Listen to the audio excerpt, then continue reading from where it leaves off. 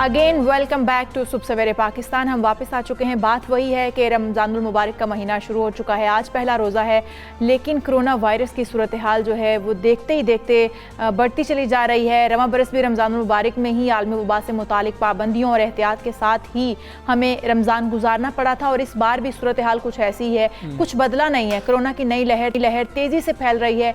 ये इस बार उन इलाकों तक पहुँच चुकी है जो हमजा पहली लहर में मुतासिर नहीं हुए थे, महफूज रहे थे। अब ये अफसोसनाक बात है। अब आप देखें कि जो शरह अमवात है वो बढ़ती चली जा रही हैं, बड़ी तादाद में कीमती जानें जो हैं वो ज़ाया हो रही हैं। अगर हम अपने हमसाया मुल्क की बात करें भारत में, तो वहाँ पर 1,70,000 तक जो हैं केसेस एक दिन में आ रहे हैं। अगर हम एहतियात नहीं करेंगे, एक ही खित्ता है आपका, एक जैसे लोग बसते हैं और आबादी चले वहाँ पर ज़्यादा है, इसलिए भी केसेस ज़्यादा आ रहे हैं, लेकिन एहतियात बहुत ज़्यादा ज़रूरी है। अमवात और मुस्बत केसेस का तनासुब बहुत तेज़ी से बढ़ रहा है। मरीज़ों की तादाद में इजाफे की वजह यह है कि SOPs पर अमल दरामद नहीं किया जा रहा। असद उमर साहब भी गुज़श्ता रोज़ यही बात कर रहे थे कि अगर रमज़ानुल मुबारक के दौरान हमने SOPs पर अमल दरामद ना किया, उनका ख्याल ना किया, अगर हम बाज़ारों में फिरते रहे, तो फिर सूरत हाल आखिरी अशरे के अंदर हम ये देखेंगे कि बहुत ज़्यादा खराब हो सकती है। और उन्होंने ये भी कहा था कि 50% सिर्फ SOPs पर अमल दरामद हो रहा है, मतलब अभी भी 50% जो है लोग वो अमल दरामद नहीं कर रहे हैं, जिसकी वजह से ये फैल रहा है। क्योंकि अगर हम ये कह रहे हैं कि हम कोरोना की जो SOPs हैं हम उनको फॉलो कर रहे हैं, तो फिर सवाल ये पैदा होता है कि फिर कोरोना इतनी तेज़ी से फैल क्यों रहा है। इसका मतलब यही है, वाज़ेह है कि हम SOPs पर उस तरह से अमल दरामद नहीं कर रहे जिस तरह से हम पिछले साल कर रहे थे। कोरोना की सूरत हाल से लग रहा है कि ये मज़ीद भी बढ़ सकता है।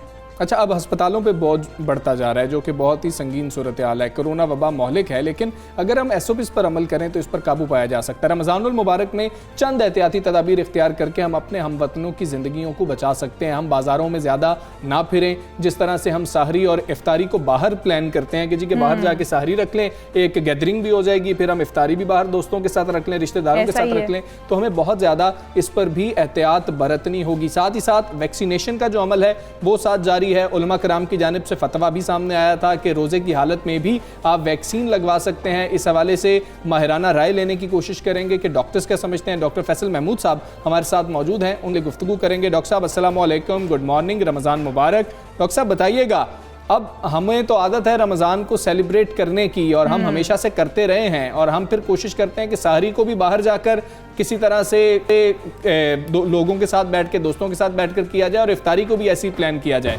क्या ये रमज़ान कोरोना के दौरान हमें इजाज़त देता है कि हम बाहर जाकर सहरी और इफ्तारी करें?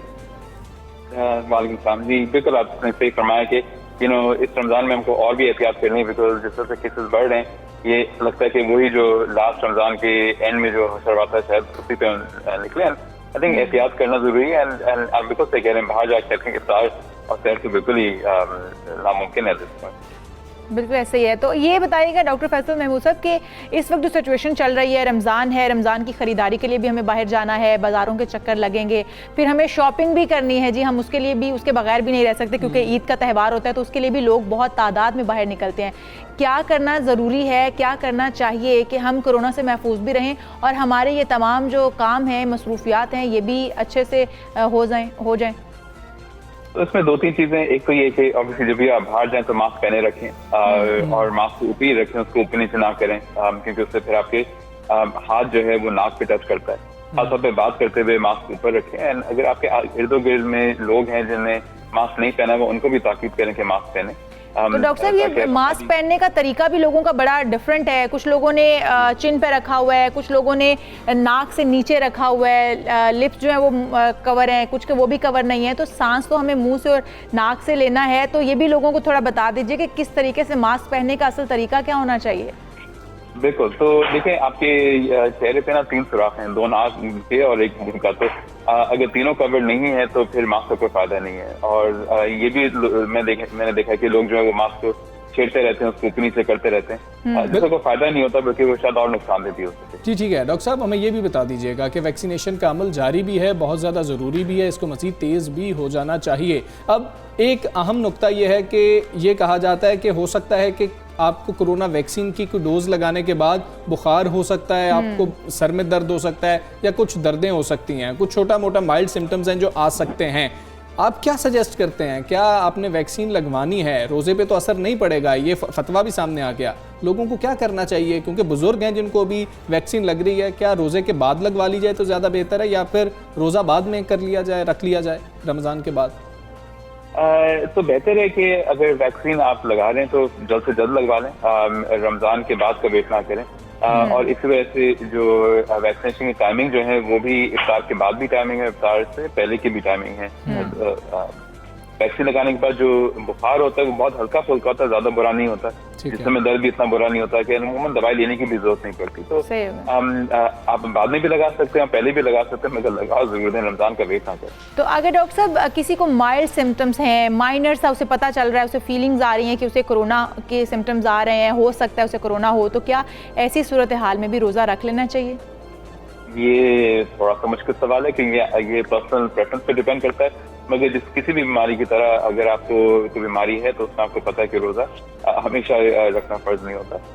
एंड ऑब्वियसली कोई ज़ईफ है, कोई ज्यादा बूढ़े हैं, उनको और भी मसले मसाइल हैं और उनको लगता है कि कोरोना है, तो बेहतर है कि पहले टेस्ट करा लें ताकि वो देख लें कि क्या ये रोजे में सेफ होंगे कि नहीं। बिल्कुल ठीक है। डॉक्टर साहब ये कहिएगा कि अगर हम ये समझ रहे हैं कि 50% जो लोग हैं वो कोरोना SOPs पर अमल दरामद कर रहे हैं, हम खुसूसी तौर पर लाहौर की बात करते हैं जहाँ पर हम लोगों को देख भी रहे हैं, यहाँ पर सख्ती ज़्यादा कर दी गई थी इंतज़ामिया की जानिब से, हमने लोगों को देखा उन्होंने मास्क पहनना शुरू कर दिए, लेकिन केसेस की शरह नीचे नहीं आ रही है। आप क्या वजह समझते हैं?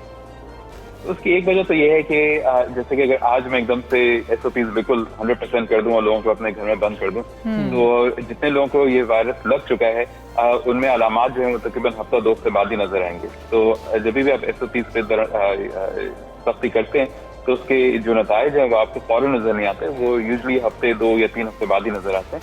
और हॉस्पिटल पे जो लोड होता है वो उसके भी बाद नजर आता है, क्योंकि हॉस्पिटलाइजेशन जो होती है वो यूजुअली 2 से 3 हफ्ते बाद होती है बीमारी शुरू होने की। सही हो गया। तो डॉक्टर साहब इस वक्त जो सूरत हाल है रमज़ानुल मुबारक में कोरोना की, हम लोग खाते हैं सहरी में भी पराठे और मुरगन ग़िज़ाएँ हम अफ्तार में भी इस्तेमाल करते हैं, तो क्या इनसे क़ुव्वत मुदाफ़त में कोई कमी तो नहीं आती, और हमें अपनी क़ुव्वत मुदाफ़त को स्ट्रॉन्ग कर रखने के लिए क्या ग़िज़ाएँ हैं जो इस्तेमाल करनी चाहिए सहर में, अफ्तार में? देखो तो देखें, क़ुव्वत मुदाफ़त में कमी तो नहीं आती, मगर ये जरूर है कि क़ुव्वत मुदाफ़त को बेहतर करने के लिए खाना अच्छा होना चाहिए, यानी कि आपको फल, सब्जी, प्रोटीन खाना चाहिए, तली हुई चीजें, चीनी से थोड़ा सा गुरेज करना चाहिए। तो और यही आपकी क़ुव्वत मुदाफ़त बेहतर करेगा। दूसरी चीज है कि इवन तो रमजान है, थोड़ी सी हल्की फुल्की वर्जिश, थोड़ा सा वॉक जरूरी है, और अगर नींद अपनी पूरी करना जरूरी है। तो ये 3 चीज़ें आपकी क़ुव्वत मुदाफ़त को बेहतर करें। बिल्कुल ठीक है। डॉक्टर फैसल महमूद साहब, बहुत शुक्रिया आपका। सुबह सवेरे पाकिस्तान का आप हिस्सा, और बड़े अहम मामलात हैं कि अब हमें रमज़ान में एहतियात तो बरतनी है, साथ अपना ख्याल भी बहुत ज़्यादा रखना है, बाहर ना निकलें, कोई इतनी ज़रूरत बाज़ारों में फिरने की नहीं है। वैसे ही ख्याल देख लिया जाए तो इतनी कोई मजबूरी नहीं है कि आपको बाज़ारों में शॉपिंग कोई मजबूरी नहीं है। आप ख़वातीन से पूछें कि कितनी मजबूरी है, लेकिन ये कि उनको बताना ज़रूरी है। और आपको अगर हमजा याद हो, आपने कुछ दिन पहले हम लोग एक खबर डिस्कस कर रहे थे, किसी कंट्री की थी कि वहाँ पर हामद ने बीवी को तलाक दे दी इस वजह से तीसरी बार कोरोना में मुब्तला हो गई थी। उसकी रीज़न उसने क्या रखी कि तुम एहतियात नहीं करती हो, तुम्हारी वजह से मैं मरना नहीं चाहता, मैं कोरोना में मुब्तला नहीं होना चाहता,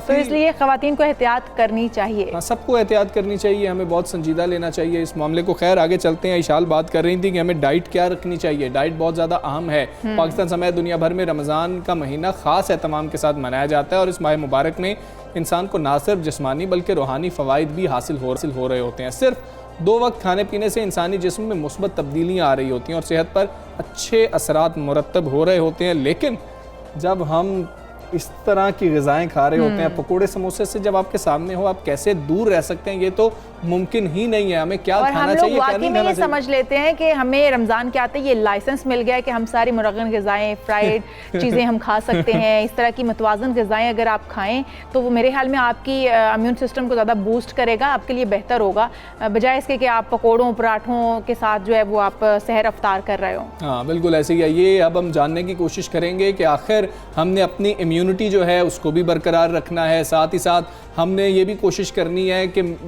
हमारी तबीयत ख़राब ना हो जाए, हमारा पेट ही ख़राब ना हो जाए, हम ये ना हो कि सहरी करें, सहरी करके सोए रहें और फिर इफ्तारी करें और फिर हम जब रमज़ान ख़त्म हो रहा हो तो मोटापे का शिकार हो जाएं। ये सारी सूरत हाल क्या है? क्या कुछ खाना चाहिए, क्या नहीं खाना चाहिए, प्यास कैसे नहीं लगेगी? सबका एक बहुत अहम सवाल ये होता है डिहाइड्रेशन से हमने कैसे बचना है। तो बात करने की कोशिश करेंगे। डॉक्टर आयशा नासिर हमारे साथ हमारे ग़िज़ाइयत हैं। डॉक्टर साहब अस्सलाम वालेकुम, गुड मॉर्निंग, कैसी हैं आप? खैरियत से? पहले तो आपको रमज़ान मुबारक। आपको भी बहुत बहुत थैंक यू जी। और पहले सबसे पहले सवाल यही है कि हम सहरी में ऐसा क्या खाएं कि हमें प्यास भी नहीं लगे और हमारी एनर्जी जो है वो पूरा दिन वैसे की वैसे ही रहे कि हमने सहरी की है और हमारी एनर्जी जो बूस्ट हुई है और फिर हम पूरा दिन हमने क्योंकि काम भी करना है, पूरा दिन गुजारना है, तो हमें ऐसी कौन सी डाइट लेनी चाहिए अगर हम पराठा नहीं खाते तो? देखिए, सबसे पहले जो आपने कहा कि हमें प्यास ना लगे, हाइड्रेशन एक स्टेट है। अगर आप सहरी के वक्त, जो हमारे यहाँ एक प्रैक्टिस है कि इधर अजान सुनाई देती है, इधर हम सब पानी जो है वो पीना शुरू कर देते हैं, इससे हाइड्रेशन मेंटेन नहीं होती। हाइड्रेशन मेंटेन होती है अगर आप अफ्तार से सहर तक थोड़ा थोड़ा करके पानी इस्तेमाल करते हैं। एक चीज़ समझ लें, आपकी किडनी 1 घंटे में 3 गिलास से ज़्यादा पानी प्रोसेस नहीं कर पाती। अगर आप चौथा ग्लास पीते हैं तो वो किडनी प्रोसेस नहीं कर पा रही। आप गुर्दों पे सिर्फ जोर दे रहे हैं, आप हाइड्रेशन मेंटेन नहीं कर पा रहे। तो अफ्तार से सहर के दरमियान थोड़ा थोड़ा करके, बेशक एक ग्लास करके, बेशक एक घूंट करके आपने 8 ग्लास पानी जो है मुकम्मल करने हैं। दूसरी चीज़ जो हमारी गलत प्रैक्टिस है, जैसे नमकीन लस्सी, मीठी लस्सी, इसको छोड़ देना है। चाहे नमक है, चाहे चीनी है, दोनों डिहाइड्रेशन की वजह बनते हैं। तो दूसरी जो डिहाइड्रेशन को अवॉइड करने की चीज़ है वो ये है कि सादा पानी का इस्तेमाल करना है। ना नींबू पानी होना चाहिए आपके अफ्तार में, जो हम बहुत ज़्यादा लाल शरबत पीना पसंद करते हैं, या हम कोई ना कोई ड्रिंक ही इस्तेमाल करते हैं। हम सादा पानी तो बहुत कम लोग हैं जो इस्तेमाल करते हैं, तो सादा पानी का इस्तेमाल जो है वो आपका ज़्यादा होना चाहिए। तीसरी चीज़ ये है, अगर आप चलें किसी वजह से प्लेन वाटर आपको इतना पसंद नहीं है, जैसे बच्चे अक्सर प्लेन वाटर को प्रेफर नहीं करते, तो आप पानी पीने के बजाय खाना शुरू कर दें। यानी वाटरमेलन आ गया है, आप उसका इस्तेमाल शुरू कर दें। टमाटर का इस्तेमाल, जो फ्रूट्स एंड वेजिटेबल्स ऐसे हैं जिनमें पानी का कंटेंट ज़्यादा है, उनका इस्तेमाल शुरू कर दें।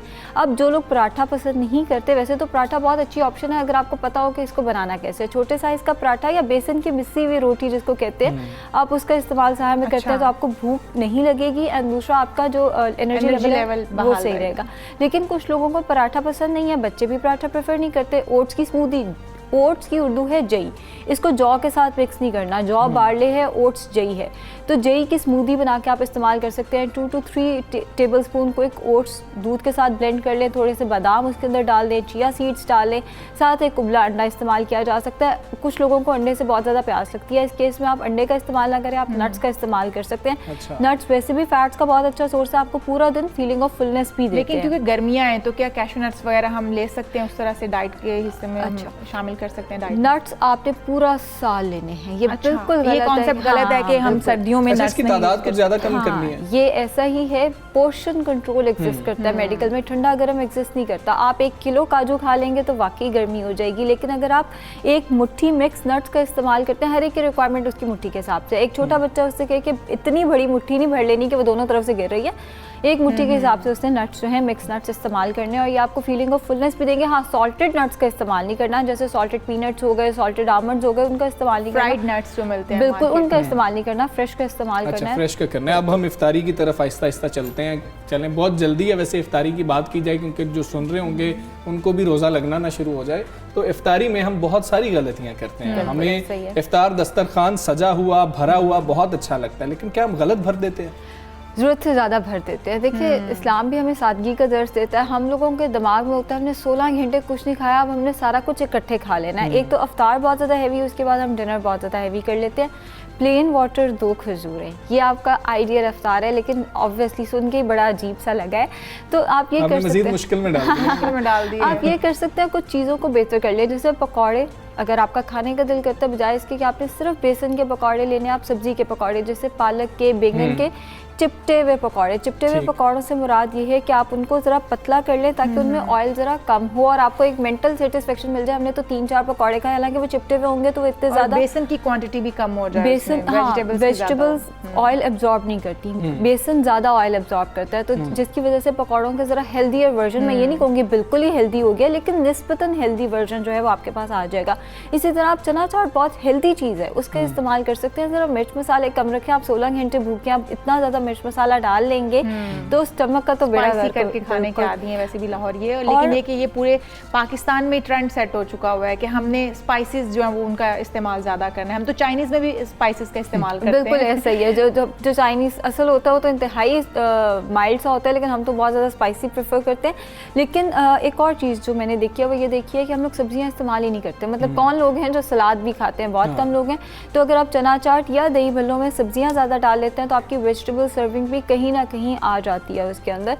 प्रेफर करें कि अफ्तार में ही आप रात का खाना भी खा लें, ये मेरा कहना है। उसकी वजह यह है कि अगर आप अफ्तार में रात का खाना नहीं खाएंगे फिर आप अफ्तार बहुत ज़्यादा खाएंगे। अच्छा, क्रीम चाट और फ्रूट चाट दोनों में डिफरेंस क्या होना चाहिए, क्या यूज़ करना चाहिए, क्या नहीं करना चाहिए? फ्रूट चाट का इस्तेमाल किया जा सकता है, उसके ऊपर बहुत दिल कर रहा है तो आप थोड़ी सी स्टीविया, जो आर्टिफिशियल स्वीटनर तो खैर हम उसको नहीं कहेंगे, नेचुरल हर्ब है, उसका इस्तेमाल कर सकते हैं, या थोड़ा सा शहद उसके ऊपर डाल लें, थोड़ा सा चाट मसाला डाल सकते हैं। क्रीम का इस्तेमाल हरगिज़ नहीं करना। हेल्दी चीज़ को भी हम अनहेल्दी कर देते हैं, कोलेस्ट्रॉल बढ़ाने की तरफ हमारा रुझान हम खा तो होता है। फ्रूट रहे होते हैं लेकिन हम उसके ऊपर भी क्रीम की इतनी ड्रेसिंग कर देते हैं कि वो फिर अनहेल्दी हो जाता है, कि ज़्यादा फैट। मज़े की बात यह है कि हमारा देखें आम रूटीन में हम 3 वक्त का खाना खाते हैं, बीच में मुंह भी चलता रहता है, लेकिन अफ्तार में सिर्फ रमज़ान में हम सिर्फ 2 वक्त का खाना खाते हैं, फिर भी वजन 4-5 किलो बढ़ जाता है। ये बड़ी हैरत की बात। ये क्रीम चाट का ही सारा कमाल है। क्रीम चाट हो गई, पकौड़े, समोसे, बिल्कुल यही चीज़ें हैं जो हम बहुत ज़्यादा प्रेफर करते हैं। समोसे भी आप खा सकते अच्छा, हैं। एक मसला है कि हम ये बात बच्चों को नहीं समझा सकते हैं ना, कि बच्चे भी तो मतलब बड़े तो समझ जाएंगे, बच्चे बड़े कहेंगे हाँ हमारी सेहत पे असर पड़ रहा है, लेकिन बच्चे कहेंगे मामा ये तो आपने बनाना ही बनाना है, आप ये क्यों नहीं बना रही हैं? साथ वाली आंटी ने तो बनाया था अपने बच्चों के लिए, वो बता रहे थे मैं उधर जा रहा हूँ इफ्तारी करने के लिए। बच्चों का क्या करना? देखिए बच्चों को थोड़ा सा एजुकेट करने की ज़रूरत है। बिल्कुल मैं ये नहीं कहूँगी कि आपने बच्चों को पूरा रमज़ान कुछ नहीं खिलाना। आप हफ्ते का एक दिन रख लें जिसमें बच्चों का भी ट्रीट हो और आप बच्चों को चीज़ें भी दें। जैसे मैं बात कर रही थी, समोसे भी हेल्दियर वर्जन उनका बनाया जा सकता है। एक दिन हो जिसमें आप कीमे वाले समोसे या वेजिटेबल समोसे जो हैं, बजाय इसके आलू के समोसे बच्चों को खिलाने हैं, तो वेजिटेबल या कीमे के समोसे एयर फ्रायर में बना के बच्चों को दे सकते हैं, या हल्का सा उनको बेक करके दे सकते हैं। बात फिर वही, बच्चा वही सीखेगा जो माँ करेगी, जो बात करेंगे। अगर माँ बाप ही खुद दूध थोड़ा पी रहे हैं और बच्चे से एक्सपेक्ट कर रहे हैं कि बच्चा वजन भी कम करे, मेरे क्लिनिक में अक्सर जो लोग आते हैं वो माएँ खुद हेल्दी होंगी, माएँ खुद चॉकलेट खाएंगी, लेकिन वो बच्चों से एक्सपेक्ट करेंगे, इसकी बॉडी शेमिंग होती है, बाकी बच्चे मजाक उड़ाते हैं, इसके डाइट करे। तो जब तक माँ बाप हेल्दी अफ्तार नहीं करेंगे, बच्चा डॉक्टर आयशा, आपने हमें डिहाइड्रेशन के हवाले से बताया कि हम थोड़ा थोड़ा जो है पानी पीते रहे इफ्तार से सहर के दौरान, लेकिन अब हम इफ्तार से सहर का जो टाइम है ना उसको थोड़ा सा देखते हैं। हमने इफ्तार किया, इफ्तार के बाद नमाज वगैरह अदा की, फिर हमने तरावी अदा करनी है, हमारे पास टाइम कम है, फिर तरावी अदा की, आके हम कोशिश करते हैं कि कुछ देर सो लें ताकि हम सहरी में फिर जागें। हमारे पास तो टाइम नहीं है कि हम थोड़ा थोड़ा करके पानी पीते रहें, तो अल्टरनेट क्या है हमारे पास? देखिए 2 गिलास अगर आप अफ्तार में पी लेते हैं, 2 ही सहर में पी लेते हैं, 4 गिलास तो यहाँ पे हो गए। फिर अफ्तार के 1 घंटे बाद 2 गिलास, तरावी पढ़ने से पहले 2 गिलास, तरावी पढ़ने के बाद 2 गिलास, आपके 8 पूरे डे के लिए हमें 8 गिलास जो मैक्सिमम पानी पी लेना चाहिए। मिनिमम 8 गिलास, मिनिमम 8 गिलास पानी जो है वो पी लेना चाहिए। और एक और चीज़, हम लोग तरावी पढ़ के आके सोते नहीं है, हम टीवी लगा के बैठते हैं। 90% आवाम जो है वो टीवी लगा के, और फ्रिज में जितनी चीज़ें हमारे दिमाग में चल रही होती हैं, दही बल्ले बच्चे पढ़ रहे हैं, दूध थोड़ा बच्चा पढ़ रहा है, तो वो उसमें साथ में पानी भी इंक्लूड कर लें थोड़ा सा। हमें क्वांटिटी का बताएं, जैसे आपने कहा ना कि क्योंकि अब बच गया, अब इसको ख़त्म करेंगे तो अगले दिन की तरफ हम बढ़ रहे होंगे ना, तो ये भी बताएं कि हमें कितनी क्वांटिटी में बनाना है कि आपकी सेहत के लिए भी बेहतर रहे और आपके दिमाग में यह भी ना रहे कि फ्रिज में पड़ा पड़ा ख़राब ना हो जाए, इसलिए आज ही ख़त्म कर दें। देखिए हम लोग ना कभी कभी कॉम्बिनेशन बहुत गलत बनाते हैं। अगर आप दही भल्ले बना रहे हैं तो चना चाट ना बनाएं, दोनों मोरलेस उनकी बेस जो है वो दाल ही है।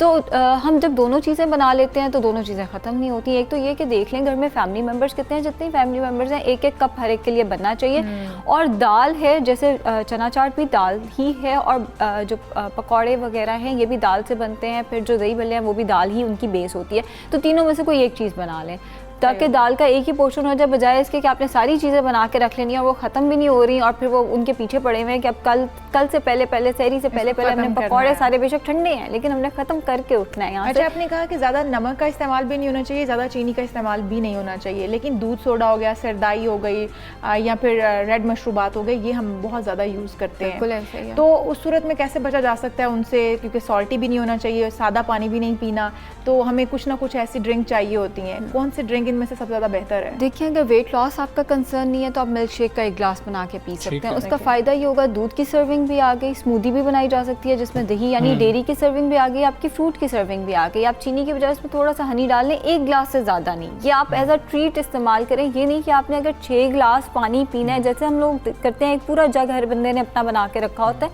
तो आपने 6 गिलास ही सारा का सारा मिल्क शेक ही पीना है या आपने दूध सोडा ही पीना है। आप खुद को ट्रीट करें, लेकिन 1 गिलास, वो भी कोई हेल्दियर चीज़, फ्रेश जूस अच्छा, एक और चीज़ भी है, अब इशाल को भी पसंद होगा, मुझे भी पसंद होगा, आपको भी पसंद होगा कि अगर हम सिर्फ पानी पी रहे हैं या कोई मशरूब भी पी रहे हैं तो वो ठंडा होना चाहिए। इस हवाले से भी हमें गाइड करें कि फिर हमें ठंडा मशरूब फौरी इफ्तार में पी लेना चाहिए, क्या होना चाहिए, क्या रूम टेम्परेचर हो? देखिए, आइडियल तो ये है कि आप रूम टेम्परेचर पे पानी पिएं, लेकिन अगर मैं देखिए जब एक चीज़ मैं खुद नहीं कर सकती, मैं कैसे उसकी तबलीग करती रहूँ। बिल्कुल मैं ऑन एयर ये कह रही हूँ कि ये फैक्ट है कि गर्म पानी, नीम गर्म पानी या रूम टेम्परेचर पे पानी जो है वो सेहत के लिए अच्छा है, लेकिन अगर प्रैक्टिकली देखा जाए तो मुझसे खुद नहीं पिया जाता, मैं कैसे एक्सपेक्ट करूँ कि आवाम पिए। एक गिलास पी लें ठंडा पानी, उसके बाद नीम गर्म पानी पिए ताकि सर्कुलेशन जो है वो बॉडी की बढ़ जाए। थोड़े से हम लोगों का ध्यान किस तरफ जाता है, चाय की तरफ जाता है, वही नीम गर्म पानी के अंदर आप थोड़ा सा जीरा डाल लें, थोड़ा सा सौंफ डाल लें ताकि उसका फ्लेवर थोड़ा सा इन्हांस हो जाए। उसको कहवे की तरह आप पीते रहें, उससे बार बार यूरिन भी नहीं आता एक तो, और दूसरा फ़ायदा ये होता है थोड़ा फ्लेवर्ड हो जाता है, तीसरा डाइजेशन में हेल्प करता है, चौथा आपकी ब्लड सर्कुलेशन में। लेकिन आपने कहा कि आप एक गिलास ठंडा पानी पहले स्टार्ट में पी लें। आप अगर ठंडा एक गिलास पानी पी लें तो स्टमक पे डायरेक्ट भी वो तो आपके जाके आपने बहुत हीट एब्जॉर्ब की थी, उस टाइम तक आपके स्टमक में पूरी हीट इकट्ठी हो चुकी होती है, पूरे दिन आप खाली पेट रहे होते हो, तो क्या वो नुकसानदेह नहीं हो सकता? बिल्कुल, वो कॉन्स्टिपेशन की वजह बन सकता है। लेकिन बात फिर वही कि जब मैं खुद नहीं कर सकती और मुझे पता है एक चीज़ प्रैक्टिकल नहीं है, मतलब पूरा दिन आपने रोज़ा रखा है, गर्मियों का रोज़ा है, और उसमें जब आप के सामने गर्म पानी रख दिया जाए या रूम टेम्परेचर पे पानी रख दिया जाए, कोई भी नहीं पिएगा। तो बेहतर ये एक गिलास पी लें, क्योंकि बीच का रास्ता निकालना है, बजाय इसके कि हम एक्सट्रीम्स की तरफ रहें। बीच का रास्ता यही है कि एक गिलास बेशक ठंडा पानी पी लें, उसके बाद आप या फिर आपकी तरह एक गिलास पानी और 2 खजूरें खा के रोज़ा अफ्तार कर लिया जाए, जो कि उनकी सेहत से भी लग रहा है। डॉक्टर आयशा, बहुत शुक्रिया आपका, आप आई सुबह सवेरे पाकिस्तान का हिस्सा बनी, आपने हमें क्या खाना चाहिए क्या नहीं खाना चाहिए, तो बहुत ज़्यादा एहतियात आपने करनी है। इशाल, बहुत एहतियात करनी है। बहुत एहतियात करनी है। मैं भी अपने आप को मेंटली प्रिपेयर कर रही हूँ कि बहुत एहतियात करनी है, समोसों पकौड़ों से दूर रहना है, मीठे मशरूबात से दूर रहना है। अच्छा, एतदाल बहुत ज़्यादा अच्छी चीज़ होती है, आप एतदाल पसंदी जो है इख्तियार कर लें, आप बेहतरीन ज़िंदगी भी गुजार सकते हैं। तो इफ्तार और सहर में भी जो है ना, ये बहुत ज़्यादा ज़रूरी है। खैर, हम कुछ अवामी मसाइल की बात करेंगे। अवामी मसला है मुंतखब नुमाइंदों की अदम दिलचस्पी और महकमा हाईवे की नाअहली का खमियाजा कोट अद्दू के अवाम को जो है ना इशाल झेलना पड़ रहा है। अच्छा, मेन GT रोड पर लिया रोड पर मुजफ्फरगढ़ की केनाल के पुल की जो सेफ्टी दीवारें हैं अरसा दराज से टूट फूट का शिकार हैं, जिसके बाद हादसा भी मामूल बन गए हैं, लेकिन अभी तक वहां पर कोई भी कुछ देखने वाला सुनने वाला नहीं है। तो इसके ऊपर एक रिपोर्ट तैयार है, हमारे नुमाइंदे नासिर हुसैन है, उन्होंने वो देख लेते हैं। कोट अद्दू GT रोड मुजफ्फरगढ़ केनाल का पुल जो कि 2010 के सैलाब के बाद से खस्ता हाल है और उसकी सेफ्टी दीवारें भी नहर बुर्द हो गई थीं। कराची से लिया, भक्कर, मियांवाली, इस्लामाबाद के लिए हैवी ट्रैफिक यहीं से गुजर के जाती है। सेफ्टी दीवारें ना होने की वजह से क्रॉसिंग करते रात के अंधेरे की वजह से हादसात मामूल हैं। पुल है, इसकी दीवारें तकरीबन काफ़ी अरसे से टूट फूट की शिकार हैं। ये हिफाजती जंगले जो लगाए गए थे ये तकरीबन 2-3 साल से बिल्कुल नाकारा हो चुके हैं, जबकि कई बार जो है ना हादसात की वजह से कीमती जानें भी ज़ाय हो चुकी हैं। ये रोड जो है पूरे पाकिस्तान को क्रॉस करता है, यहाँ कराची की मोटरें और पेशावर की मोटरें गुजरती हैं और हाईवे ट्रैफिक गुजरती है। इस पुल की खस्ता हालत है, जंगले भी टूट फूट का शिकार हैं, पुल पर बहुत रश रहता है। ना ही मुंतखब नुमाइंदों ने तवज्जो दी, ना ही महकमा हाईवे और ना ही पेट्रोलिंग पुलिस ने रात को निशानदही के लिए रिफ्लेक्टर लगाए। मुसाफिर यहाँ से खौफ के साए में गुजरने पर मजबूर हैं। शहरियों ने आला हुकाम से मुतालिबा किया है कि फौरी नोटिस लेकर मुजफ्फरगढ़ केनाल के पुल की सेफ्टी दीवारों की मुरम्मत कराई जाए ताकि कोई बड़ा हादसा रूनमा ना हो सके। जी, तो ये खुसूसी रिपोर्ट आपने मुलाहिजा की है। उम्मीद करते हैं कि इन मसाइल पर भी नज़र पड़ेगी और जो अरबाब इख्तियार हैं इन मसाइल को हल करने की कोशिश करेंगे। हम यहाँ पर एक ब्रेक लेते हैं।